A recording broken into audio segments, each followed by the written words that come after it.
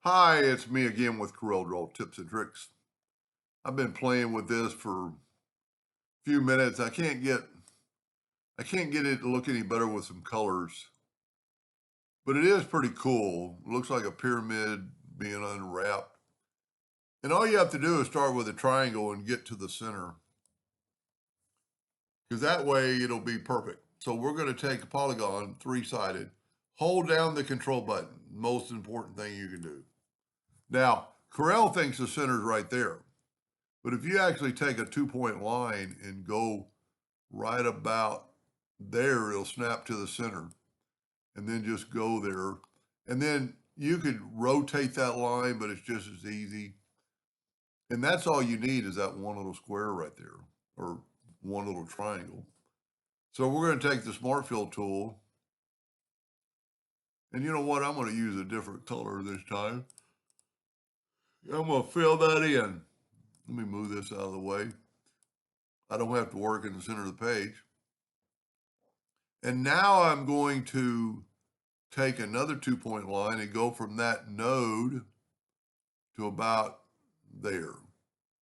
Okay. Now I'm going to make a duplicate of this and move it over. And I'm going to take this one, I'm going to left click, right click, and I'm going to fill that in right there.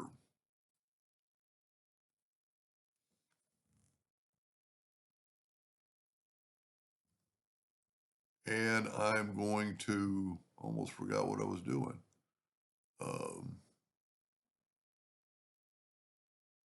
that's going to be my triangle.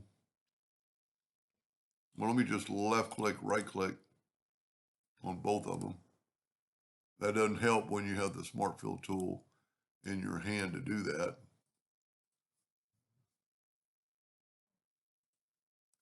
So I need to take just another line, and I'm going to get the 3-point curve line first.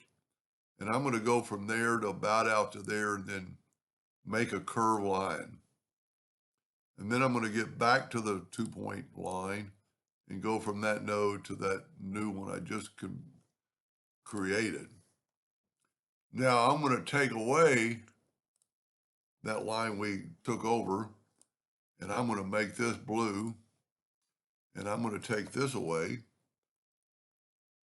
Well, you know what? I need that. Tell you what, I'm just going to take the virtual segment delete key and delete that. And because I'm nudging, it'll go right to it. Let me get these two lines out of the way. And I'm going to take this one and I'm going to make it a lighter color for just a second. That might look pretty good. I'm going to take the interactive fill tool and I'm going to go from that blue, the dark blue, to that light blue. And then bring it in. But I still want a little white in the middle because I want to have like a shiny metal that makes it look like it's shiny. You know what? I might actually need to put a little darkness there, but pretty far away. Move my handle. I just want a little bit of darkness on that edge. And because I moved it, I'm going to have to move these back. And see, I'm almost getting a purple because it's mixing those colors. You know what? I'm just going to go with blue here too. Look at it. Really, that looks pretty good. Now you could do something to this one. And I'm going to go the opposite. I'm going to put a little, with the interactive fill tool, put a little light there.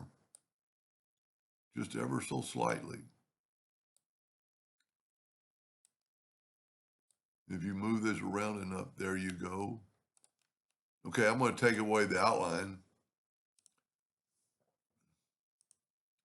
And I'm going to Control G to group it, Control D to duplicate it, double click on the rotation and put it there.